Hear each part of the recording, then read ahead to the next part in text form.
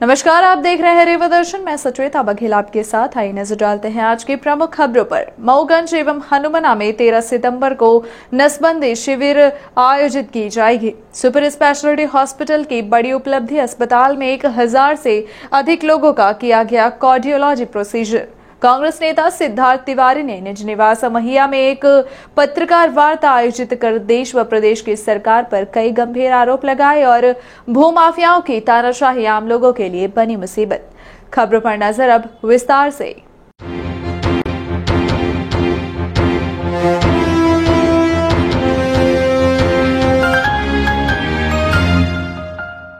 मऊगंज एवं हनुमना में 13 सितंबर को नसबंदी शिविर आयोजित की जाएगी। नसबंदी करवाने पर महिला को 2000 रुपए एवं पुरुष को 3000 रुपए मिलती है प्रोत्साहन राशि। परिवार नियोजन कार्यक्रम अंतर्गत सीमित परिवार एवं सीमित जनसंख्या कर महिला स्वास्थ्य एवं पोषण को बढ़ावा देने के उद्देश्य से सामुदायिक स्वास्थ्य केंद्र मऊगंज और हनुमना में आज 13 सितंबर को नसबंदी शिविर आयोजित की जाएगी। उक्त शिविर में रीवा के सर्जन डॉक्टर प्रवेश आर्य पुरुष एवं महिला की नसबंदी करेंगे। उल्लेखनीय है कि महिला नसबंदी करवाने पर महिलाओं को 2000 रुपए एवं पुरुष नसबंदी कराने पर पुरुष को 3000 रुपए प्रोत्साहन राशि दी जाती है। मुख्य चिकित्सा एवं स्वास्थ्य अधिकारी डॉक्टर BL मिश्रा ने बताया कि सितंबर में पूरे माह बुधवार को जवा एवं सिरमौर, गुरुवार को रायपुर एवं नई गढ़ी तथा शनिवार को गंगेव और त्योथर में नसबंदी शिविर आयोजित की जाएगी। उन्होंने बताया कि कुशाभाऊ ठाकरे जिला चिकित्सालय बिछिया में 7 दिवस शिविर आयोजित किए जाएंगे। सुपर स्पेशलिटी हॉस्पिटल की बड़ी उपलब्धि, अस्पताल में 1000 से अधिक लोगों का किया जाएगा cardiology procedure. Super speciality hospital Rewa लगातार नए कीर्तिमान स्थापित कर रहा है। वहीं यहां पदस्थ चिकित्सक दिन रात मरीजों की सेवा में तत्पर हैं और ज्यादा से ज्यादा लोग इसका लाभ उठा रहे हैं। इसी कड़ी में कार्डियोलॉजी डिपार्टमेंट द्वारा 1000 कार्डियक प्रोसीजर पूरी हुई है, जो विंध्य व आसपास के लोगों के लिए बड़ी उपलब्धि मानी जा रही है। सुपर स्पेशलिटी हॉस्पिटल में अभी तक किए जाने वाले प्रोसीजर में मुख्यतः angiography, angioplasty, single chamber pacemaker, double chamber pacemaker, catheter directed thrombolysis, electrophysiology study एवं इलेक्ट्रिकल एम्बुलेशन शामिल हैं। अभी तक हृदय रोग विभाग ने हजारों हार्ट अटैक, हार्ट ब्लॉक और हृदय में होने वाले इलेक्ट्रिकल शॉर्ट सर्किट के मरीजों की जान बचाई है। सुपर स्पेशलिटी रीवा कार्डियोलॉजी विभाग प्रदेश में प्रति माह सबसे ज्यादा कार्डियक प्रोसीजर करने वाला हॉस्पिटल बन चुका है। कांग्रेस नेता सिद्धार्थ तिवारी के निज निवास महिया में एक पत्रकार वार्ता आयोजित कर देश व प्रदेश की सरकार पर कई गंभीर आरोप लगाए गए। आयोजित पत्रकार वार्ता में कांग्रेस नेता ने किसानों की विभिन्न समस्याओं समेत बिजली की अघोषित कटौती एवं बिजली विभाग की मनमानी समेत अन्य मुद्दों पर पत्रकारों से चर्चा करते हुए सरकार पर कई आरोप लगाए हैं। आयोजित पत्रकार वार्ता के दौरान कांग्रेस नेता सरदार प्रहलाद सिंह, इंजीनियर राजेंद्र शर्मा, डॉक्टर मुजीब खान समेत बड़ी तादाद में कांग्रेस नेता मौजूद रहे। हमारे पूरे कांग्रेस परिवार और हमारे सभी वरिष्ठ नेताओं की तरफ से मैं धन्यवाद देता हूं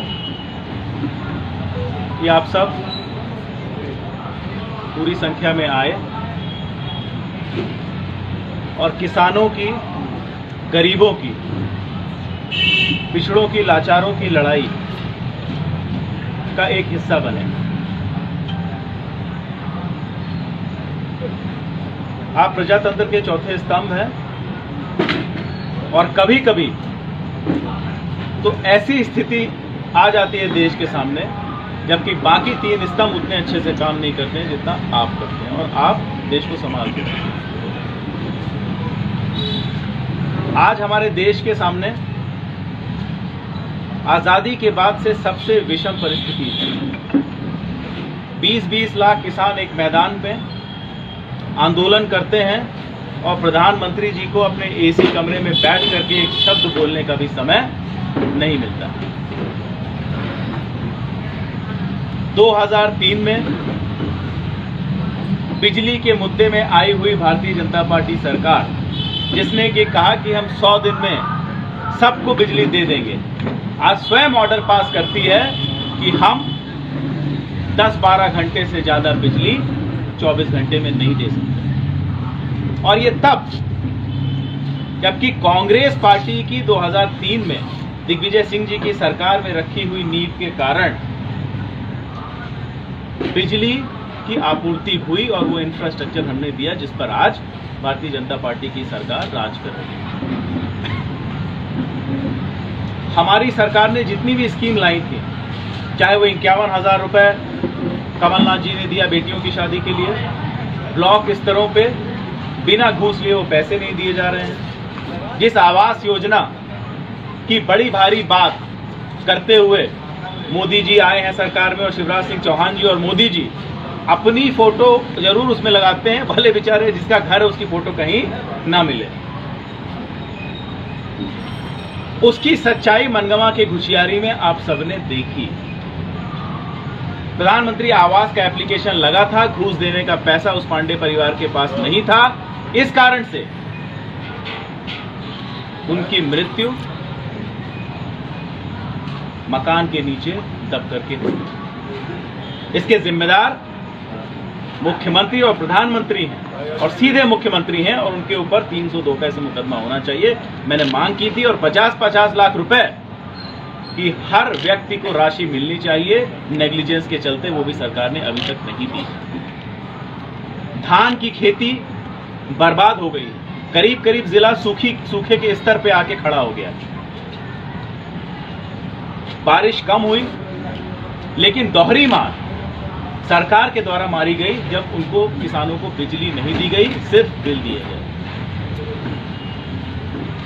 कोई भी ऑफिस आप चले जाइए, तहसील से लेकर के जिला या प्रदेश मुख्यालय तक, बिना घूस के कोई काम नहीं हो रहा। नौकरशाही सर पर चढ़ के नाच रही है क्योंकि विधायक और सांसद जनता की बात सुनने के लिए तैयार नहीं है। खरीदी हुई सरकार बना ली है। 8 विधायक, 1 सांसद हैं, वो बदमस्त है। भूमाफियाओं की तानाशाही आम लोगों के लिए बनी मुसीबत। जिले भर के भूमाफियाओं ने पैसे कमाने की लालच में आम लोगों का निस्तार तक प्रभावित कर रखा है।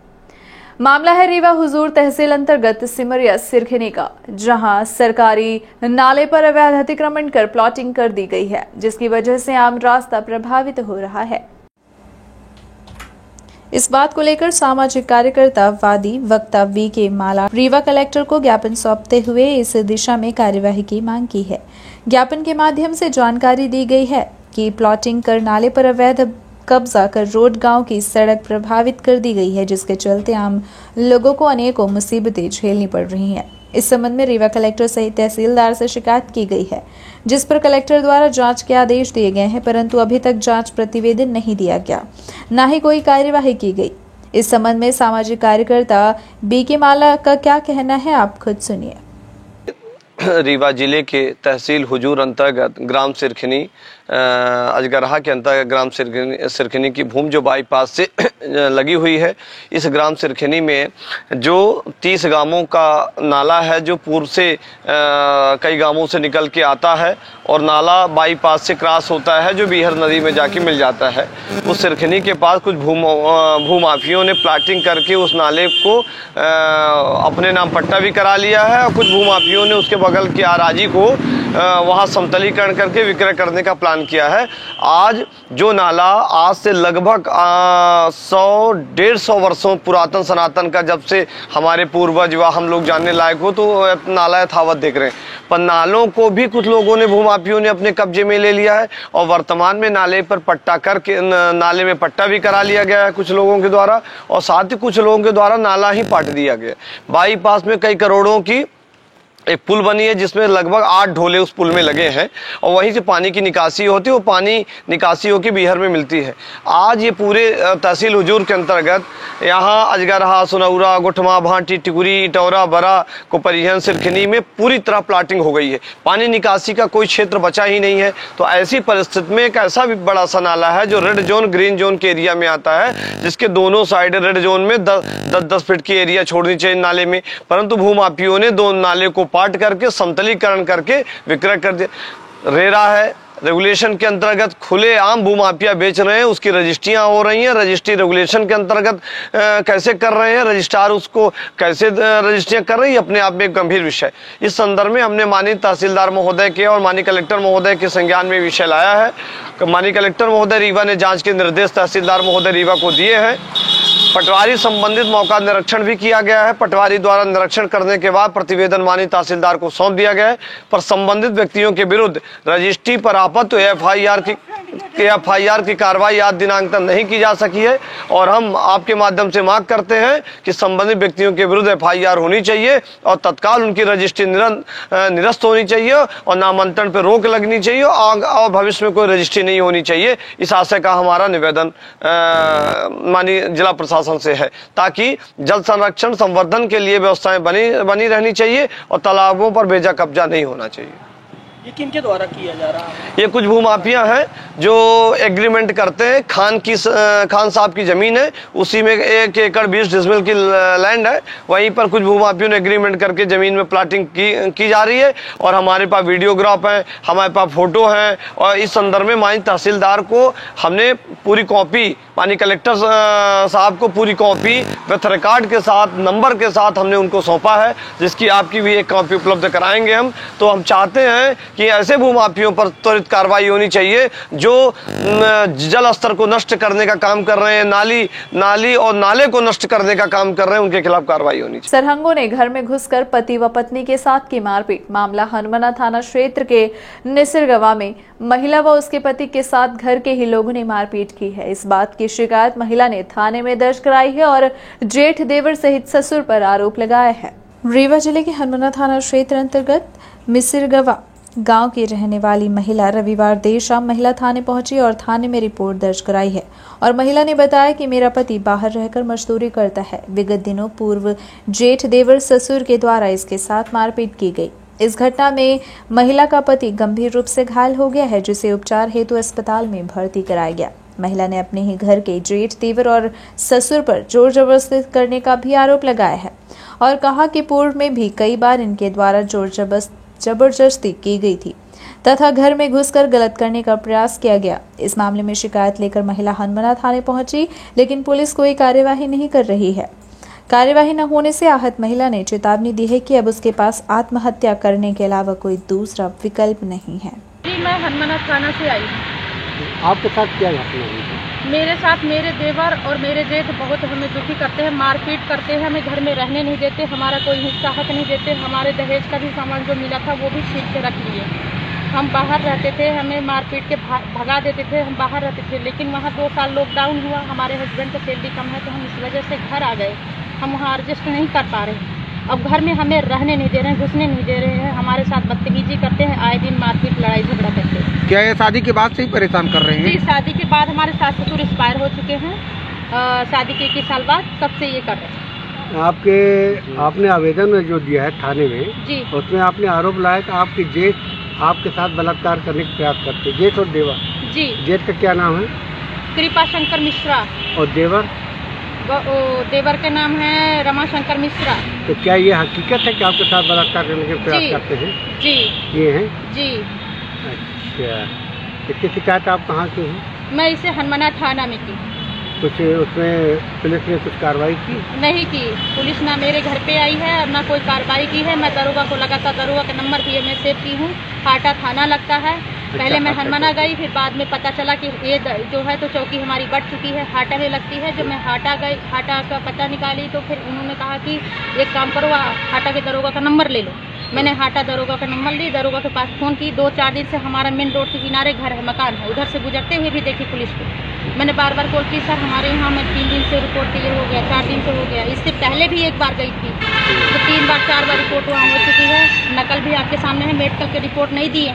मेडिकल भी हुआ। जब पिछले बार मारपीट हुई थी, हमारे साथ काफ़ी मारपीट हुई थी। ऐसा हुआ था कि हम सामान लेके वहाँ से आए, 4 बजे हमारी गाड़ी जैसे रोड पे पहुँचती है और हमारा सामान जैसे अंदर आता तो वो सामान छीनने लग गए हमें।